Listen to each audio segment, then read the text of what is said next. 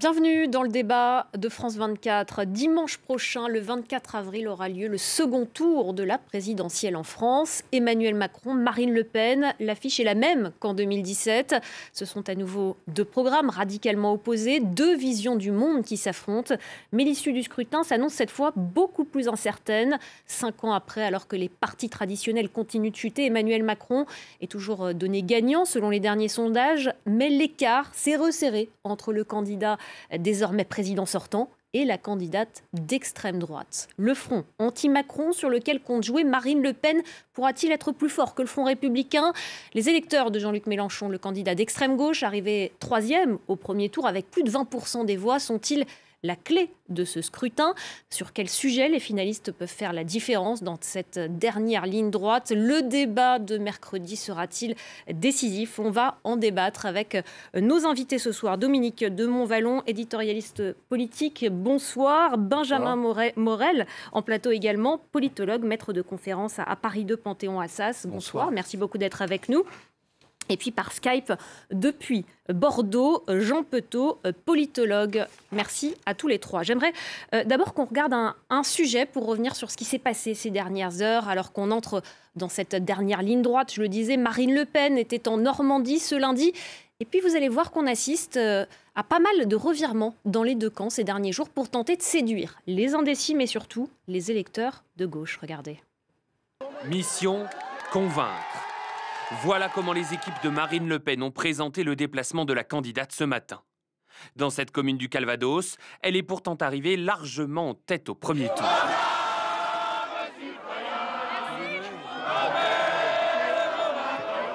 Sauf que pour espérer l'emporter dimanche, la candidate du RN doit élargir son électorat et notamment tenter de séduire les électeurs de Jean-Luc Mélenchon. Pour cela, une stratégie, infléchir notamment sa position sur l'interdiction du port du voile. Depuis la rencontre avec une musulmane vendredi dans le Vaucluse, elle parle désormais d'une tolérance pour les femmes âgées. Je ne suis pas insensible, moi, au discours de cette vieille dame dont le fils s'est battu pour la France et qui me dit « mais moi je le porte parce que je suis une personne âgée » et que ça n'a pas la même signification pour moi que les jeunes femmes qui sont obligées de le mettre sous la pression sociale.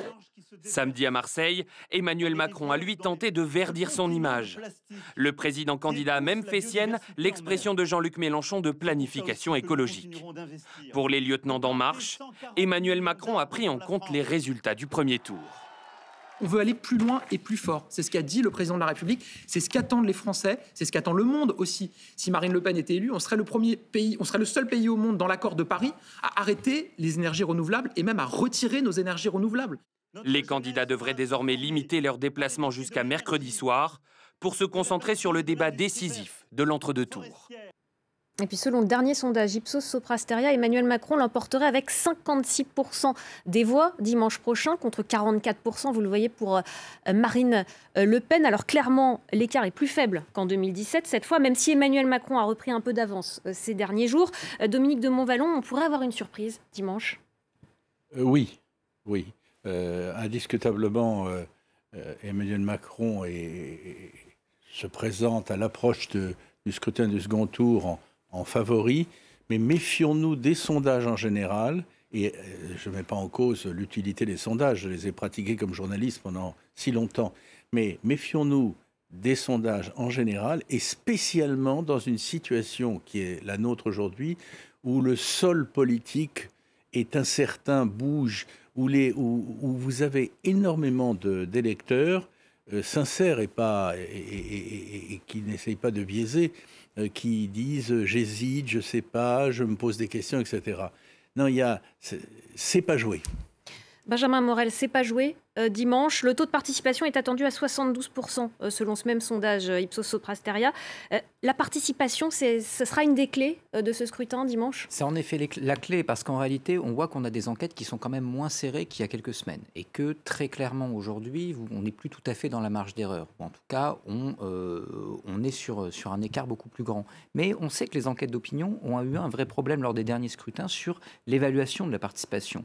Or, il faut voir que lorsque vous avez une élection relativement serrée, avec un taux d'abstention relativement important, celui qui l'emporte, ce n'est pas celui qui a le plus large électorat. c'est celui qui arrive le mieux à mobiliser son électorat potentiel.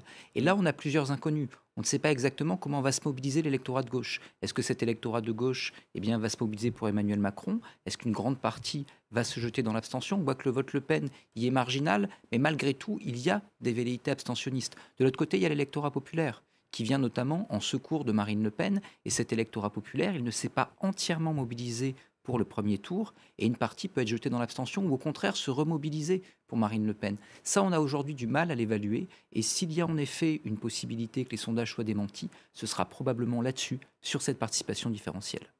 Jean Petot, rien n'est joué pour dimanche, d'autant que cette année, Marine Le Pen, elle a plus de réserves de voix qu'en 2017. Incontestablement, ne serait-ce que par la présence d'Éric Zemmour au premier tour, ce qui peut l'amener à espérer récupérer une partie des voix de Zemmour, ce qui ne s'est jamais produit pour un Le Pen, si je puis dire, le père ou la fille, antérieurement, puisque il y a 5 ans, il y avait le maigre apport de Dupont-Aignan qui était venu en quelque sorte se faire rembourser sa campagne au guichet du Rassemblement national et qui avait demandé à voter pour elle. Mais ça faisait pas forcément un report de voix avec une masse critique. Alors, évidemment que tous les électeurs qui ont voté pour Éric Zemmour ne vont pas se reporter en masse sur Marine Le Pen, mais elle a potentiellement, et c'est nouveau, effectivement, un report de voix. Et puis, c'est vrai que je confirme complètement l'opinion de Dominique de Montvalon et de M. Morel pour dire que rien n'est joué, effectivement, d'autant que ce qu'on a aussi constaté, c'est que les sondages peuvent avoir ce qu'on appelle une dimension de prophétie autoréalisatrice, en quelque sorte, puisque soit ils indiquent que la messe est dite, comme on dit, les jeux sont faits, et ça peut provoquer une démobilisation du côté de l'électorat du gagnant, soit ils incitent au contraire ceux qui ne voulaient pas se mobiliser à rejoindre la personne qui est en deuxième position au deuxième tour dans les estimations. Donc les sondages jouent un rôle incontestablement et tout ça c'est à prendre en compte effectivement pour dimanche prochain. Les sondages qui ont souvent été démentis, on l'a vu notamment avec le Brexit outre-Manche ou encore avec l'élection de Donald Trump aux États-Unis. Les sondages restent aujourd'hui un marqueur clé qui ne doit pas être unique, etc. Mais beaucoup d'électeurs ont appris, si je puis me permettre, à jouer avec les sondages, à les lire, à annoncer des intentions et ensuite à ne pas être forcément au rendez-vous des intentions qu'ils avaient annoncées un temps. Moi, ce n'est pas une méfiance vis-à-vis du principe du sondage, mais dans le cas précis, et spécialement j'y reviens, dans une situation comme celle de la France aujourd'hui, France divisée, France dont les deux pôles qui la structuraient depuis presque 40 ans, le PS d'un côté et la droite républicaine de l'autre, qui ont fait moins de 5% sont en très mauvais état, et je suis modéré. Méfions-nous et sachons que les repères habituels qui nous permettaient d'analyser une situation politique aussi près du scrutin, ces repères sont branlants, sont flageolants, ne sont plus aussi sûrs qu'avant. Donc, au minimum, prudence. Et Benjamin Morel, vous l'avez évoqué tout à l'heure, il y a une grande inconnue aussi, c'est le vote de dimanche des électeurs de gauche, notamment ceux qui ont voté pour Jean-Luc Mélenchon au premier tour. Ils se sont prononcés, en tout cas les militants de la France Insoumise, ce week-end, en majorité pour le vote blanc, plus de 37%.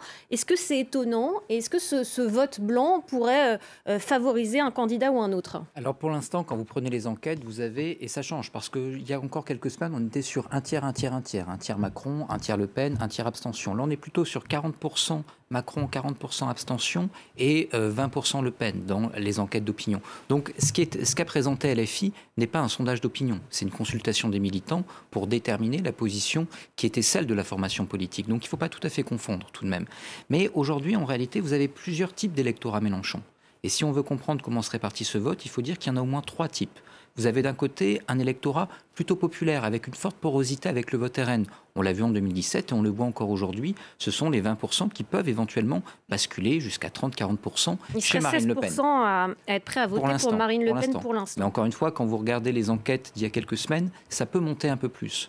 De l'autre côté, vous avez un électorat qui est plutôt issu des centres-villes, qu'un électorat qui aurait pu voter ELV, qui aurait pu voter PS, mais qui a voté utile Jean-Luc Mélenchon parce qu'il apparaissait comme étant le seul candidat de gauche capable de se qualifier pour le second tour. Cet électorat est plutôt acquis à Emmanuel Macron. On sait qu'il va se replier très massivement sur un vote Macron au second tour. Ensuite, vous avez un électorat qui est plutôt issu des quartiers difficiles, des banlieues, etc. Et cet électorat-là, a priori, ne va pas voter Le Pen, mais est fortement abstentionniste. Et la question qui va se poser, c'est est-ce que cet électorat va décider de se réfugier dans l'abstention ? Et là, la polémique sur le voile, etc., va avoir une importance. Ou est-ce qu'au contraire, il va se mobiliser pour Emmanuel Macron ? Il s'était mobilisé un petit peu, mais malgré tout de manière significative en 2017. Il n'est pas certain qu'il soit au rendez-vous des urnes cette fois-ci. Jean-Luc Mélenchon a dit dès le soir du premier tour de ne pas donner une seule voix à Marine Le Pen, mais il n'a pas non plus appelé à voter pour Emmanuel Macron. On va l'écouter tout de suite. Vous ne devez pas donner une voix à Madame Le Pen. Alors, je le sais bien. Je répète parce que des fois, il arrive que même quand je dis les choses, c'est comme si je ne les avais pas dites. Alors je recommence à cet endroit du film. Il ne faut pas donner une seule voix à Madame Le Pen. Il ne faut pas donner une seule voix à Madame Le Pen. Jean Petot, il a été plus clair qu'en 2017, Jean-Luc Mélenchon. Il a appelé à ne pas voter Marine Le Pen, donc de manière très explicite, mais il n'appelle pas non plus à voter pour Emmanuel Macron. Il n'y a plus de front républicain à gauche aujourd'hui ? Non, mais il n'avait pas appelé à voter pour Emmanuel Macron il y a 5 ans. Et d'ailleurs, souvenons-nous qu'il y a 5 ans, à la même heure, quand il prend la parole, d'ailleurs c'est un peu plus tard, il y a 5 ans, au soir du premier tour, il est plutôt dans la contestation des estimations sorties des urnes, plutôt que dans la déclaration qu'il a pu faire dimanche dernier. Ce qui est certain, c'est que l'électorat Mélenchon, dans un premier temps, je pense, a montré une vraie réticence à se reporter sur Macron, autrement dit, à faire reconstituer une forme d'anti-Le Pen ou de front républicain, comme on a tendance à le dire. Ce qu'on constate maintenant, c'est que les choses semblent évoluer plus vers effectivement soit un vote blanc, soit un vote Macron, avec une partie quand même, un cinquième quand même, qui, comme l'a dit Benjamin Morel, marquerait un intérêt pour Marine Le Pen. Il y a 5 ans, cette proportion était quand même bien plus faible, elle était de 7% réellement mesurée dans les sondages sortis des urnes du deuxième tour. Mais je voudrais pointer une autre partie de l'électorat, dont on parle peu parce que c'est un peu normal. Les observateurs se concentrent sur les 7 millions, précisément 600 000 voix de Jean-Luc Mélenchon, c'est-à-dire les 21,95% des suffrages exprimés. Vous avez quand même entre Jadot, Roussel et Anne Hidalgo, même si évidemment leur score a été quand même bien plus faible, tous les trois en dessous de 5%, mais ça fait quand même un potentiel de 3 500 000 voix qui se sont exprimées pour ces 3 candidats, dont on peut dire d'une certaine façon que eux cet électorat est sans doute plus soucieux de faire obstacle à Marine Le Pen, très nettement et très clairement, en tous les cas, dans une expression électorale, parce que pour le coup, les 3 candidats, Jadot, Roussel et Hidalgo, ont sans doute été plus fermes dans non seulement leur refus de Marine Le Pen, mais leur manifestation à voter Emmanuel Macron, même si c'est, on va dire, avec la critique qui est assortie à leur vote. Vous voyez, il y a quand même là un potentiel électoral qui n'est pas du tout négligeable en termes de report, même partiel, pour Emmanuel Macron. Et en même temps, aujourd'hui, on a le sentiment que l'antimacronisme dans certaines catégories de la population est devenu plus fort que cette idée de tout sauf l'extrême droite, ce qu'on appelle le Front républicain, qui s'est mis en place en 2002, on s'en souvient, lorsque Jean-Marie Le Pen s'est retrouvé au deuxième tour face à Jacques Chirac. Oui, c'est une donne 2022 qui vient de loin, enfin qui date de 2 ou 3 ans et qui s'accentue. Il y a une fièvre anti-Macron personnelle. Et comment on l'explique ça? Moi, je serais... Alors, il y a plusieurs raisons. Je voudrais insister sur un point. Le style Macron, la façon perçue très souvent comme arrogante, dont il disait parfois des choses vraies, de mon point de vue, mais arrogante. La façon dont il aura exercé le pouvoir en ayant des réussites incontestables, par exemple la baisse du chômage est impressionnante à la fin de son quinquennat, mais solitaire, l'exercice solitaire du pouvoir, ces éléments se sont... On parlait au début de son mandat d'un président jupitérien. Oui, on est passé, oui, on peut aussi dire ça, mais ça lui a permis de débloquer certaines situations ou de tenir, enfin on peut le soutenir comme, on peut le vivre comme ça, et de tenir et d'aboutir dans des situations conflictuelles ou tendues à l'extrême. Mais bon, je reviens à votre question. Il y a un phénomène personnel Macron qui est très étonnant. Et la question qui se pose là, c'est de savoir si ceux qui, naturellement, en fonction de leurs racines, de leur ancrage politique, de leurs engagements passés et aujourd'hui, ne devraient pas donner passivement ou activement un soutien quelconque à Marine Le Pen, vont faire passer devant l'anti-macronisme ou parce qu'il les exaspère, parce que c'est pas possible, parce qu'ils ne partagent pas le pouvoir, enfin bref...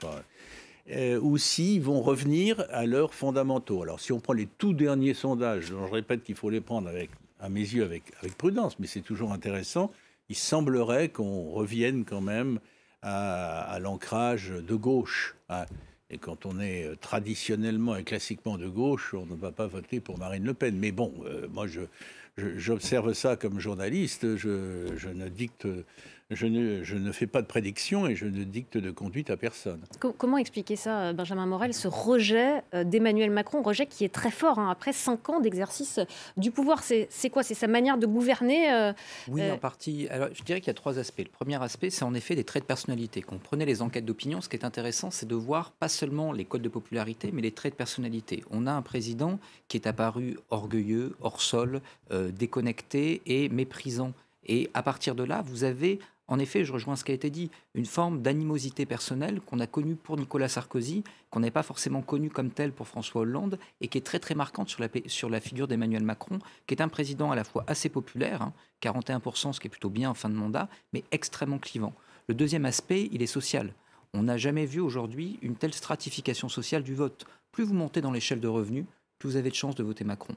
Plus vous descendez, plus vous avez de chances de voter Le Pen. Ce qui crée du coup un sentiment de vote de classe un petit peu, qui aujourd'hui est très très marquant, notamment dans l'électorat populaire. Le troisième élément, c'est que l'animosité vis-à-vis d'un homme politique ou le refus d'un homme politique est très lié au contraste en réalité. Or aujourd'hui, l'adversaire fait beaucoup moins peur. On voit une normalisation de la figure de Marine Le Pen qui est très très claire, très très forte, avec en réalité aujourd'hui un taux de rejet de Marine Le Pen qui est dans certaines enquêtes à peu près équivalent à celui d'Emmanuel Macron. Si l'adversaire fait moins peur, tout d'un coup vous faites moins envie. Et à partir de là, vous avez tout d'un coup une animosité qui se cristallise contre vous, qui est tout aussi importante. Jean Petot, elle s'est adoucie, l'image de Marine Le Pen. Elle a incontestablement progressé dans une volonté, j'allais dire, d'apparaître comme à la fois crédible pour assumer la fonction présidentielle, et puis aussi elle a bénéficié, et ça c'était pas forcément écrit, hein, elle a bénéficié de la candidature Zemmour qui a eu un effet évident. Il l'a désextrémisé quelque part, il l'a recentré, compte tenu du fait qu'elle pouvait ainsi trouver et montrer qu'elle avait plus à droite qu'elle dans la file de droite, si je puis dire. Hein. Sur la haine qu'inspire Emmanuel Macron, je pense qu'il faut aussi un peu revenir en arrière dans les présidents de la République. Il y a eu comme des présidents qui ont inspiré des haines terribles. Bon, jusqu'à preuve du contraire, il n'y a pas eu 7 tentatives d'attentat qui ont manqué de peu Emmanuel Macron. Il y a peut-être eu une gifle. Oui, heureusement, mais il y a peut-être eu une Ah, gifle. mais c'était la guerre d'Algérie, rappelez-le quand même, monsieur. Je rappelle que c'était la guerre d'Algérie et que ça concernait le général de Gaulle, mais il y a eu effectivement une haine féroce, terrible à l'égard du général de Absolument. Gaulle. Et pour François Mitterrand, rappelons-nous, alors c'était peut-être pas de la haine, mais il y avait quand même une concentration des tirs contre Mitterrand lui-même, y compris d'ailleurs à un certain moment sur sa maladie, même si les choses se sont, comment dire, calmées, on va dire, avec le deuxième mandat. Mais il faut quand même pas oublier non plus, et Benjamin Morel a eu raison de rappeler quand même les indices de popularité. Le dernier sondage publié par le journal du dimanche hier montre un Emmanuel Macron avec une remarquable stabilité de sa cote de popularité, à ne pas confondre avec des intentions de vote, nous sommes bien d'accord, mais c'est sans doute un des niveaux les plus élevés. D'autant qu'il faut quand même aussi rappeler que si Emmanuel Macron réussit à se faire réélire dimanche soir prochain, ça sera le premier président de la République Sans précédent. à être réélu en dehors, j'allais Absolument. dire, des deux qui sont passés par, entre guillemets, La cohabitation. la lessiveuse de la cohabitation qui leur a permis de se refaire une santé politique aussi bien entre 86 et 88 pour François Mitterrand qu'entre 97 et 2002 pour Jacques Chirac. Donc c'est tout à fait quand même une situation exceptionnelle aussi qu'il faut bien avoir en tête. J'aimerais qu'on revienne, Dominique de Montvalon, vous vouliez réagir? Non, je partage tout à fait l'analyse qui vient d'être faite. Quelque part, en durcissant le trait, Macron est autant adulé par les siens qu'il est haï par le reste des Français. Mais c'est un niveau de clivage qui, évidemment, pose problème. J'aimerais qu'on revienne un petit peu sur ce front républicain, on en parlait tout à l'heure, front républicain qui nourrit aussi un discours anti-système au Rassemblement national. Il y a eu les soutiens de certains chefs d'entreprise à Emmanuel Macron, du monde de la culture aussi. Ça peut irriter certains. Ces soutiens, ils ne sont pas forcément bons. Ça peut en effet irriter, c'est-à-dire que là, très clairement, on dirait qu'on n'a pas vraiment tiré les leçons du Brexit ou l'élection de Donald Trump. Vous avez aujourd'hui toute une partie de l'électorat qui se sont, je t'ai évoqué tout à l'heure la stratification sociale du vote, qui se sont en situation de relégation. Donc l'apport de soutien divers, on va dire à la fois du monde politique, mais également du monde culturel, risque de cristalliser justement une opposition. On a vu ça dans les enquêtes tout au cours du quinquennat, et on a vu ça au moment de la crise des Gilets jaunes, on a vu ça au moment également de la crise Covid. Vous avez des espaces politiques qui sont des espaces politiques anti-système. Qu'est-ce qui arrive à Marine Le Pen aux élections régionales et départementales? Elle fait plutôt un mauvais score. D'ailleurs, le RN ne gagne aucune région, alors qu'on lui en prévoyait 2, 3. En réalité, une grande partie de son électorat ne s'est pas mobilisé. Il ne s'est pas mobilisé parce qu'il voyait Marine Le Pen comme étant trop normalisée. Et donc, paradoxalement, pour cet électorat, notamment une partie de l'électorat Zemmour, ou une partie de l'électorat qui s'est jeté dans l'abstention, une forme de front commun contre Marine Le Pen, peut amener au contraire à rendre ce vote plus enviable. D'un côté, vous avez une Marine Le Pen qui fait une campagne de second tour, on va dire, dans justement la lignée de la normalisation, qui tente d'être... En mère de famille, quand même. Oui, c'est ça, qui tente d'être beaucoup plus, lisse, et ça lui permet de ne pas effrayer les lecteurs. Mais si de l'autre côté, vous avez un monde politique qui l'attaque sur la diabolisation, ça peut permettre de mobiliser un autre électorat. Donc là, ça peut lui permettre finalement d'engranger des soutiens. Exactement. Il n'est pas sûr que ce soit une bonne stratégie pour la contrer. Vous avez évoqué ces sujets de campagne. On a parlé du voile notamment. Il y a aussi eu les retraites, le sujet qui est revenu sur le devant de la scène la semaine dernière. Il y a également le pouvoir d'achat ou encore l'écologie. Finalement, Dominique de Montvalon, c'est sur ces sujets que ça se joue, cette élection. On a parlé juste avant des questions de personnes. J'ai le sentiment que je n'esquive pas votre question, mais que ça va compter, les questions de personnes. Qu'est-ce que je pense, le lecteur se disant, qu'est-ce que je pense de cet Emmanuel Macron, et en face, qu'est-ce que je pense de la fille de Jean-Marie Le Pen. Mais c'est le système présidentiel, c'est le système électoral français. Oui, mais dans le cas précis, ça me paraît en tout cas très fort et peut-être plus aigu qu'en bien des circonstances qu'on a connues. Alors effectivement, on a parlé d'une campagne qui a été courte et qui aurait eu tendance, disent beaucoup, à esquiver les vrais sujets, les problèmes centraux. Ils ont fini par surgir de façon limité, trop limité, l'affrontement n'a pas... On va attendre le débat à la télévision entre deux, entre les deux candidats, ça va risque d'être intéressant. Mais effectivement, il y a quand même, sur le pouvoir d'achat, sur l'écologie, et aussi sur la sécurité, n'oublions pas ce qui s'est dit au tout début, sur la sécurité, sur l'immigration, etc. C'était éclaté, c'était pas toujours très clair.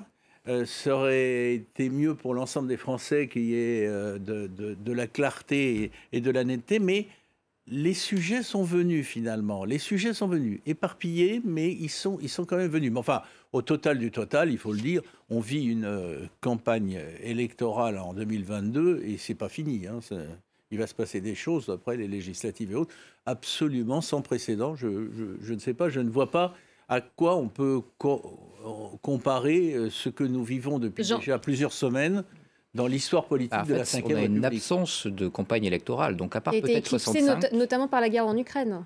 Qui a été éclipsée, pas que par la guerre en Ukraine, par la Covid également. Hein. C'est-à-dire que pour le coup, on a eu une petite période de pré-campagne au mois d'octobre-novembre avec le phénomène Éric Zemmour. Ensuite, on a eu l'éclipse Covid et ensuite une éclipse Ukraine, ce qui a entraîné une forme de dépolitisation de l'électorat. Et en même temps, ce qui a rendu cet électorat beaucoup plus fluide. On a beaucoup parlé dans la pré-campagne des indécis, etc. Mais il faut parler justement de cette singularité de la campagne et de la désaffiliation politique des Français. Vous avez environ 20% des Français aujourd'hui qui se disent de gauche, 35% qui se disent de droite. Le reste est très très fluide en réalité. Donc ça crée en effet une double imprévisibilité. Jean Petot, il est très fluide aujourd'hui cet électorat. C'est inédit cette élection, comme le disait Dominique de Montvalon? Oui, effectivement, il y a encore au chapitre, j'allais dire, de l'inédit ou du presque inédit. C'est la deuxième fois simplement qu'il va y avoir un débat d'entre-deux tours qui va opposer deux personnes qui se sont déjà rencontrées. Donc, ça s'est passé en 74 et en 81. On a même parlé d'un débat aller et d'un débat retour. Hein. Ce qui d'ailleurs met Emmanuel Macron dans une configuration et on va assez compliquée. On va peut-être en parler, mais on va reparler du débat. Je voudrais juste aussi indiquer qu'il y a quand même une forme de paradoxe dans cette élection présidentielle ou dans ces élections présidentielles, quand on les regarde, j'allais dire, un peu en comparaison. C'est que les propositions émergent maintenant, hein, j'allais dire peut-être enfin pour cette séquence 2022, avec un certain nombre de promesses ou d'éléments politiques qui seraient destinés à voir le jour et à être concrétisés dans les mois ou dans les années qui viennent. Or, pas plus tard qu'il y a quelques jours, la Banque mondiale a rendu un rapport, et ce n'est pas la seule structure, indiquant que la crise ukrainienne va provoquer une crise économique d'envergure, avec sans doute une chute de 40% du PIB d'un certain nombre des États occidentaux, européens et aux États-Unis, avec de très graves menaces, en particulier vis-à-vis de l'inflation, etc. Très difficile à juguler, c'est ce qu'a dit aussi la directrice générale du FMI. Et donc, d'une certaine façon, peut-être que tout ce qui s'est dit... alors, moins sans doute que les autres fois, hein, mais tout ce qui s'est dit pendant cette campagne peut très bien être complètement infirmé, remis en cause sous la pression des événements internationaux d'ici 6 mois. C'est aussi un petit peu le paradoxe de ce moment politique particulier qui est celui d'une campagne où tout converge vers les candidats à la présidentielle. C'est quand même un aspect à signaler et assez unique, je crois, dans des démocraties comparables en Europe. Benjamin Morel, vous vouliez réagir? Oui, non, je suis assez d'accord. Hein. C'est-à-dire que vous avez aujourd'hui une campagne qui s'est faite un petit peu en dehors des grands enjeux. C'est-à-dire que c'est le paradoxe. On a beaucoup parlé d'Ukraine, mais on a parlé d'Ukraine sur des enjeux qui sont des enjeux relativement à court terme. Ensuite, vous avez encore plusieurs échéances. Hein. Vous avez des élections législatives en juin.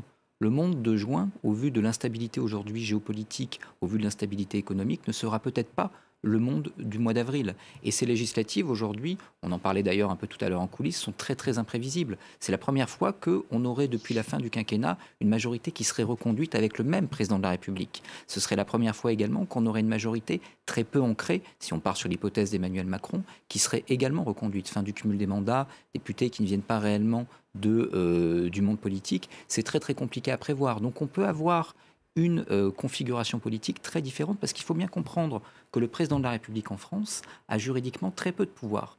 Il n'a du pouvoir que parce qu'il tient une majorité parlementaire, donc on n'en a pas fini avec les élections. Donc on pourrait arriver à une cohabitation, on n'en sait rien. On va attendre un peu, c'est une hypothèse possible, mais je partage tout à fait l'idée que nous sommes à l'aube, ça a même commencé, d'une très grande mutation du monde qui va entraîner des conséquences considérables et qui peuvent, c'est un des aspects des choses, remettre en cause certains des engagements des candidats d'aujourd'hui, qui sont sincères, hein, mais qui ne seront pas en mesure forcément de les tenir, et qui sont obligés de prendre en compte la nouvelle donne. C'est ce qui se passe aujourd'hui, c'est pas des petites secousses ou dramatiquement une guerre à nos portes en Ukraine, entre l'Ukraine et la Russie. C'est une énorme mutation. Dans 50 ans, on en parlera comme une situation absolument historique, si je puis dire, comparable à la chute du mur de Berlin. Ça n'a rien à voir, mais je veux dire comme acte clé de la vie du monde. J'aimerais qu'on parle à présent du débat de mercredi. Justement, on l'a évoqué avant. Les deux candidats opposeront leur projet lors de celui-ci. Un débat, vous allez le voir, aux enjeux multiples. On en reparle juste après. Mercredi, ils se feront face. En ligne de mire, 5 ans après le match retour. Quelle est la stratégie de chacun pour convaincre dans la course vers l'Élysée? Le débat de 2017, un traumatisme au Rassemblement national. Ils sont là, ils sont dans les campagnes, une prestation dans les villes. ratée pour Marine Le Pen. Emmanuel Macron avait pris l'ascendant. Ne dites pas de bêtises, vous en dites beaucoup. Cette fois-ci, changement de méthode. Elle était arrivée épuisée. Là, elle va se mettre au vert 48 heures. On la préserve, elle doit se reposer. Ce n'est pas une machine, c'est un pur sang de course, affirme son entourage. Au programme, des débats fictifs pour s'entraîner avec un énarque qui aurait un profil proche d'Emmanuel Macron pour éviter une nouvelle fois le procès en incompétence. Quand on rate un virage, on ne fait pas 2 fois la même erreur, confie-t-elle en privé. Lui sait que le duel s'annonce plus difficile. Les gens vont la comparer à 2017. Tout le monde va dire qu'elle a progressé, donc ce sera forcément positif pour elle, s'inquiète un ministre. Le président candidat révise aussi notes et argumentaires tout en poursuivant ses déplacements. Elle a pris beaucoup de temps pour s'y préparer. Et moi, j'ai toujours mené ces débats, ces discussions avec beaucoup de sérieux. Alors, quelle attitude pendant le débat? Pour elle, pas d'agressivité, mais une franche confrontation. Si c'est un moment qui précisément permet de débattre projet contre projet, d'évoquer son bilan aussi, alors oui, ce sera un moment fondamental de la campagne. Côté Emmanuel Macron, justement, on anticipe les attaques. On va se faire pilonner sur le bilan, on doit la démasquer sur son projet, détricoter son programme, préconise un conseiller. Et un proche du candidat le met en garde. Il faut éviter toute forme d'arrogance. Des candidats très attendus pour ce duel où tout peut se jouer. Alors, est-ce que ce débat peut changer la donne? En tout cas, il comptera. Je ne sais pas jusqu'à quel point il changera la donne. Il comptera. Il y a une espèce de paradoxe, ça a d'ailleurs été évoqué dans le sujet. Elle ne peut, elle, que faire mieux que la fois dernière, parce qu'elle s'est écroulée complètement, au point que d'ailleurs, à droite et à gauche, beaucoup pensaient qu'on ne reverrait plus jamais Marine Le Pen. Hein. Si on a un peu de mémoire, on se rappelle ce qui avait été dit à l'époque. Et elle est là. Et elle semble avoir tiré les leçons, style et peut-être fond, de son dérapage magistral de 2017.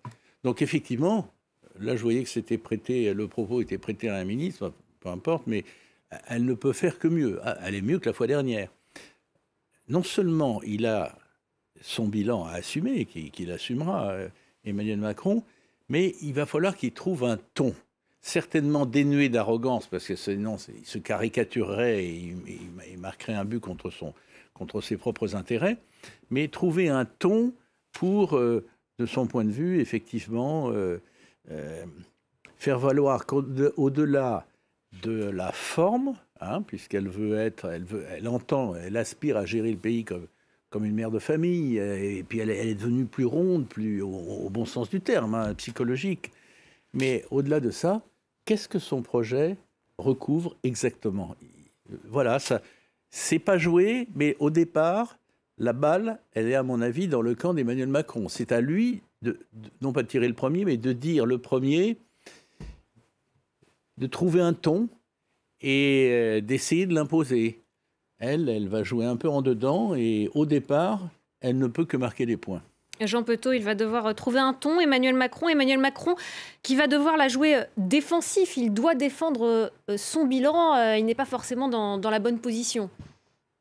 Oui, cela dit, s'il est trop défensif, il peut aussi lui laisser, j'allais dire, la meilleure part du débat, et c'est ce que retiendront les électeurs, en tous les cas les téléspectateurs. Ce qui est certain, c'est que pour le coup, pour ce pays où on a tendance à dire qu'il y a une forme de dépolitisation, je crois que ça va rassembler beaucoup de téléspectateurs parce qu'effectivement cette dimension sportive, encore une fois, et le sujet que vous avez montré démarrer par cette expression de match retour, je pense que ça va passionner les téléspectateurs. Il y a une dimension très presque jeu télévisé ou concours télévisé qui intéresse.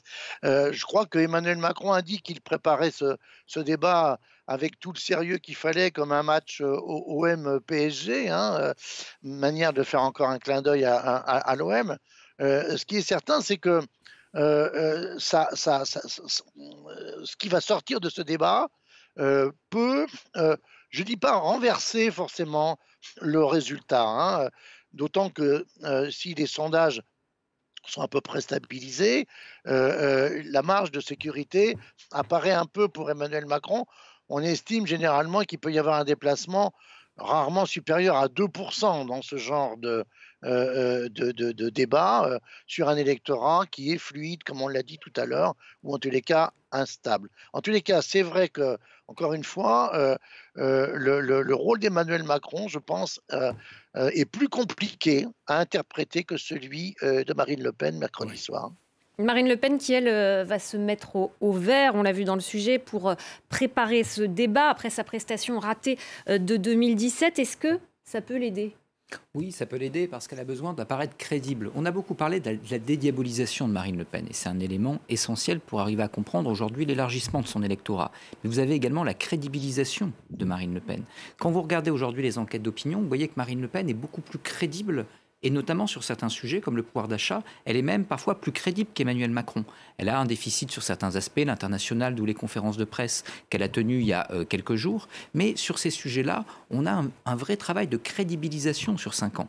Et pourtant, en effet, à partir du débat de 2017, eh bien, le RN partait de très très loin. Donc là, une chute sur cet aspect de la crédibilité serait terrible pour Marine Le Pen. Si vous regardez ce qui s'est passé en 2017, vous avez un effondrement sondagier juste après ce débat qui s'était très très mal passé et ensuite on connaît le résultat. Mais en réalité, ce n'est pas des électeurs qui venaient de chez Marine Le Pen et qui se sont dit du jour au lendemain « non, en fait, je vais voter Macron ». C'est en fait une démobilisation, comme on l'évoquait tout à l'heure, de l'électorat. Donc si jamais on a une Marine Le Pen qui apparaît peu crédible, une partie de son électorat eh bien, décidera que finalement, faisons contre mauvaise fortune bon cœur, et plutôt que de voter Macron, abstenons-nous.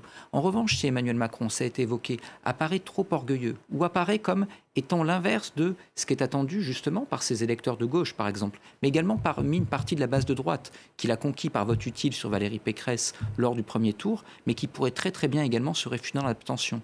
Si jamais une attitude... il est conscient du risque quand même. Oui, bien sûr, mais si jamais une attitude conduisait justement à cristalliser cette image négative qu'il peut avoir dans cet électorat, il pourrait on peut avoir une partie de cet électorat qui se réfugie dans l'abstention. Donc malgré tout, il y a un enjeu à ce débat. Et ce débat, ce sera aussi l'occasion enfin de discuter des vraies thématiques, notamment le pouvoir d'achat ou encore les retraites. L'occasion que les deux candidats défendent le pouvoir d'achat, leur retraites, programme. l'Europe, la sécurité de la France aussi, avec une guerre qui s'étend à nos portes, etc. Mais c'est vrai, bon, rien ne vaut que la confrontation directe. C'est aussi pour ça que ce débat n'est pas seulement un affrontement de psychologie, de posture et de look, bien que ce soit en partie ça, mais c'est aussi quelque chose de fond. Qu'est-ce que les téléspectateurs, les citoyens en réalité, vont retenir de chacun? Crédible, pas crédible, rassurant, pas rassurant, intéressant au sens fort du mot? Voilà, bon, j'arrête. C'est un rendez-vous que certains feignent, pas ici, mais que certains feignent de prendre à la légère en disant « je verrai, j'ai vu des reportages, je verrai, je le regarderai, je ne le regarderai pas ». Il y aura beaucoup de monde devant le poste et chacun se fera une idée. Jean Petot, est-ce qu'un débat d'entre-deux tours a déjà changé quelque chose à une élection ? C'est difficile à dire. Je vous ai dit tout à l'heure que lorsque la marge est très étroite, par exemple, ça a été le cas de 1974, où là, Valéry Giscard d'Estaing avait manifestement réussi à prendre le dessus sur François Mitterrand, et l'inverse en 1981, où quelque part le sort de ce débat a été inversé. On a pu considérer que ça a pesé en tous les cas dans le succès de Giscard en 1974 et de Mitterrand en 81, encore une fois, mais ce qu'a dit Benjamin Morel est très juste, sur finalement les électeurs qui sont convaincus ou pas. Il y a un point, par exemple, qui risque d'être un élément central peut-être du débat, on parlait de crédibilité, c'est la crédibilité internationale. C'est véritablement la capacité pour Marine Le Pen à prendre le costume, si je puis dire, de la chef d'État, de la chef des armées. La question de la relation avec l'Allemagne, par exemple, va être vraiment très importante. Comme avec la Russie. Pardon ? Oui, comme avec la Russie. Comme avec la Russie. Marine Le Pen qui a prôné un rapprochement stratégique avec Moscou une fois la guerre en Ukraine terminée.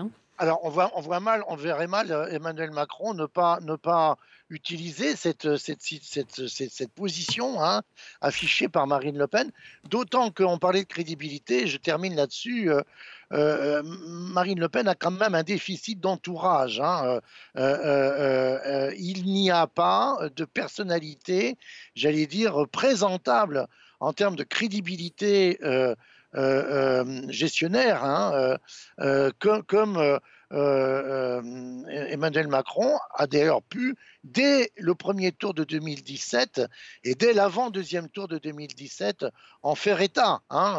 Même s'il était en dehors des partis politiques, il avait déjà eu des ralliements avant le deuxième tour, je pense en particulier à Bruno Le Maire et à d'autres, qui lui permettaient d'afficher, et puis des personnalités socialistes, comme Le Drian, qui était quand même un ministre de la Défense sortant, ce qui n'est pas le cas du tout de Marine Le Pen. Elle n'a pas de banc, comme on dit. Elle n'a pas d'équipe, elle n'a pas de banc. Un tout dernier mot, Benjamin Morel et Dominique de Montvalon.